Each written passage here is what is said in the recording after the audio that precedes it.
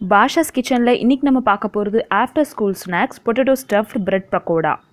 Bread பக்கோடாவில் potato stuff பண்ணி எப்படி பண்ணுறதுன்னு வாங்க பார்க்கலாம். பிரெட் பக்கோடா ப்ரிப்பேர் பண்ணுறதுக்கு 4 ஒயிட் பிரெட் ஸ்லைசஸ் எடுத்து வச்சுருக்கேன். 1.5 கப் கடலை மாவு எடுத்துக்கோங்க. ஒரு 1.5 உருளைக்கிழங்க வேக வச்சு அதோட ஸ்கின் பீல் பண்ணி எடுத்து வச்சுக்கோங்க. ஒரு பச்சை மிளகாய் சின்ன சின்னதாக கட் பண்ணி எடுத்து வச்சுருக்கேன். ஒரு கையளவு கொத்தமல்லி, ஒரு 4-5 லீவ்ஸ் மின்ட் லீவ்ஸ் எடுத்து வச்சுக்கோங்க. மாவில் சேர்க்கறதுக்கு மிளகாப்பொடி, சோடா உப்பு, அப்புறம் மஞ்சத்தூள் எடுத்து வச்சுக்கோங்க.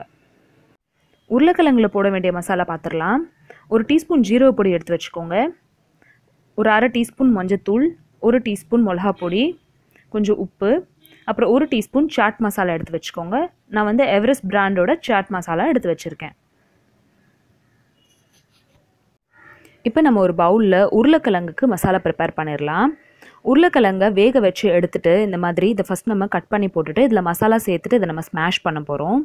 இந்த பிரெட் பக்கோடாவுக்கு நிறைய வெர்ஷன்ஸ் இருக்குது.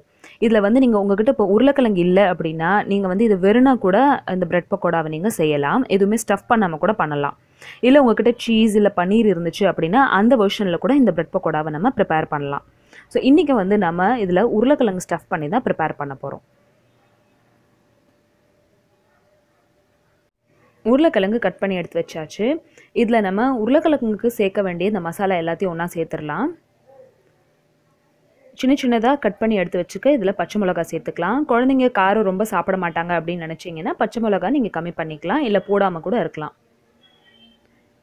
ஒரு கையளவு கொத்தமல்லியும் மின்ட் லீவ்ஸும் சேர்த்துட்டு எல்லாத்தையும் நல்லா பிசைஞ்சிருங்க.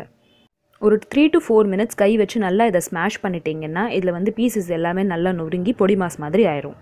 இப்போ இந்த மசாலாவை எடுத்து வச்சிடலாம். நமக்கு மாவு ரெடி பண்ணலாம். பக்கோடாவுக்கு தேவையான பேட்டர் ரெடி பண்ணிக்கலாம். ஒரு அகலமான பாத்திரத்தில் 1 கப் கடலை மாவு சேர்த்துக்கோங்க.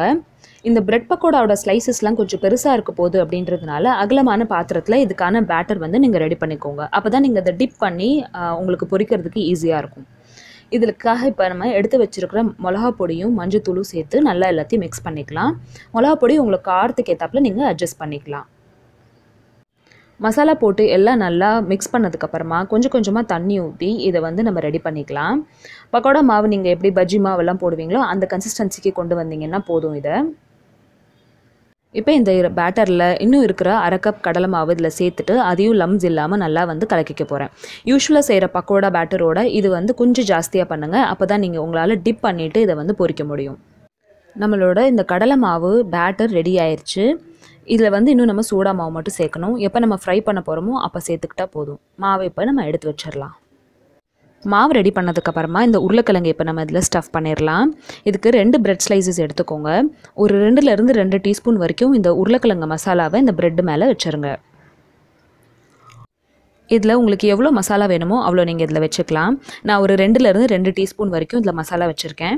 இதை 4 பக்கமும் நல்லா ஈவனாக ஸ்ப்ரெட் பண்ணிக்கோங்க. இப்போ இந்த ஸ்டேஜில் தான் உங்களுக்கு சீஸ் இல்லை பன்னீர் வேணும் அப்படின்னா அதை கூட நீங்கள் இது மேலே வச்சிடலாம். இன்னொரு பிரெட் ஸ்லைஸை வச்சு இது மேலே நல்லா மூடி அமைக்க விட்டுருங்க. இதே மாதிரி இன்னும் 2 பிரெட் ஸ்லைசஸ்லேயும் நம்ம மசாலாவை ஸ்டஃப் பண்ணிடலாம். இப்போ நம்மளோட ஸ்டஃபிங் முடிஞ்சிருச்சு. ஒரு கத்தி எடுத்து 2 பக்கமும் இந்த மாதிரி கட் பண்ணிக்கோங்க ஈக்குவல் சைஸாக. அடுத்து நம்ம இதை ஃப்ரை பண்ணணும். இந்த பக்கோடாவை ஃப்ரை பண்ணுறதுக்கு முன்னாடி எத்தனை உங்களுக்கு இந்த மாதிரி பீசஸ் வேணுமோ எல்லாத்தையும் ஸ்டஃப் பண்ணி இந்த மாதிரி கட் பண்ணி எடுத்து வச்சுக்கிட்டிங்கன்னா ஃப்ரை பண்ணுறதுக்கு உங்களுக்கு ஈஸியாக இருக்கும். ஒரு கடாயில் ஃப்ரை ஆகிற அளவுக்கு எண்ணெய் ஊற்றிக்கோங்க. எண்ணெய் சூடானதுக்கப்புறமா நம்ம எடுத்து வச்சுருக்க இந்த பேக்கிங் சோடா இதில் சேர்த்துக்க போகிறோம். அதையும் நல்லா எல்லாத்துலேயும் மிக்ஸ் பண்ணிடுங்க. மிக்ஸ் பண்ணிவிட்டு இப்போ நம்ம ஃப்ரை பண்ண போகிறோம்.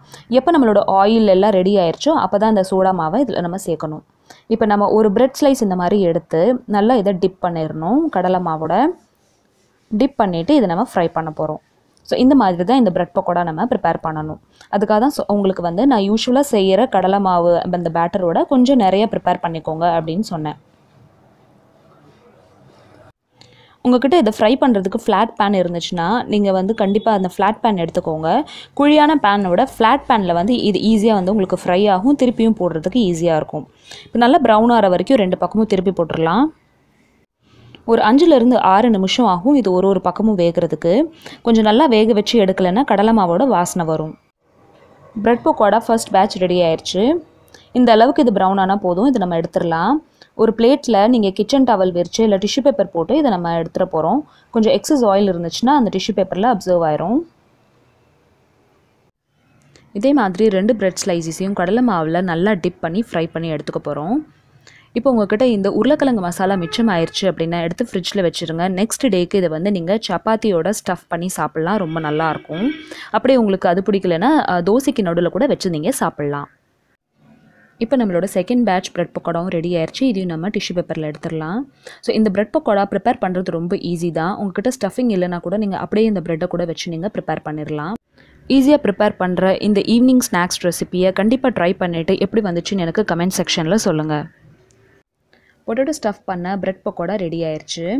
இந்த பிரெட் பக்கோடோட டேஸ்ட் எப்படி இருக்கும் அப்படின்னு பார்த்தீங்கன்னா, சாட் ஷாப்பில் சாப்பிட்ற அதே அந்த டேங்கினஸும் அந்த ஒரு ஸ்பைசியான டேஸ்ட்டும் வந்து இந்த பிரெட் பக்கோடாவில் இருக்கும். ஸோ பாருங்கள் எவ்வளோ சாஃப்டாக இந்த பிரெட் பக்கோடா வந்திருக்குன்னு. இந்த மாதிரி ஒரு சூப்பரான ஆஃப்டர் ஸ்கூல் ஸ்நாக்ஸ் உங்கள் வீட்டில் இருக்கிற எல்லாருக்கும் கண்டிப்பாக செஞ்சு கொடுங்க. இந்த ரெசிபி உங்களுக்கு பிடிச்சிருந்துச்சுன்னா இந்த வீடியோக்கு ஒரு லைக் கொடுங்க. அண்ட் என்னோட சேனலை ஃபர்ஸ்ட் டைம் பார்க்குறீங்கன்னா கண்டிப்பாக சப்ஸ்கிரைப் பண்ணுங்கள்.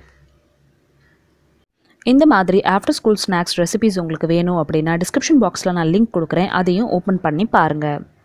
தேங்க்யூ ஸோ மச் ஃபார் வாட்சிங். பாய்.